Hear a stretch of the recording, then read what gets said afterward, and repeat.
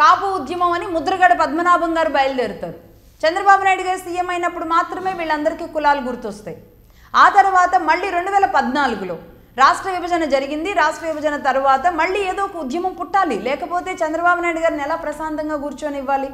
ఆయన పని చేసేస్తే మళ్ళీ ఆయనకి ఏదైనా ప్లస్ అవుద్దిగా ఇవన్నీ. కాబట్టి ఏదో ఒక పుట్టాలి రగలాలన్నమాట. అక్కడ ఏదో ఒక అగ్గి రగులుతూ ఉండాలి. అదేదో రావణ కాష్టం అని చెప్తూ ఉంటారు చూడండి, అలా రగులుతూ ఉండాలన్నమాట ఎప్పుడు రాష్ట్రం. దానికోసం చేసింది ఏంటి? 2014 తర్వాత సరిగ్గా 2 ఏళ్ల తర్వాత మొదలైంది ఏంటి? ప్రత్యేక హోదా మీద అసలు వైసీపీ అవిశ్వాస తీర్మానాలు పెట్టి రాష్ట్రం అంతా తిరిగి మేం తెస్తాం మీరు తెస్తారా అని గుండెలు చించుకొని హావభావాలు పెద్దగా పెట్టి ఇలాంటివన్నీ ఆనాడు జరుగుతాయి చంద్రబాబు నాయుడు గారు అధికారంలో ఉన్నప్పుడు.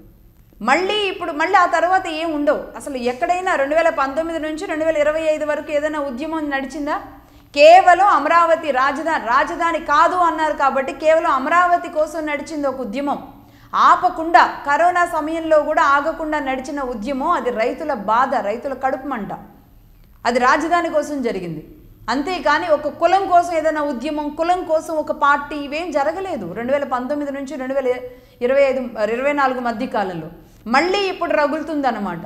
మళ్ళీ ఇప్పుడు కాపుల్ని కెలకాలి, కాపుల్ని లాగాలి. అప్పుడే జగన్మోహన్ రెడ్డి గారు సీఎం అవుతారు.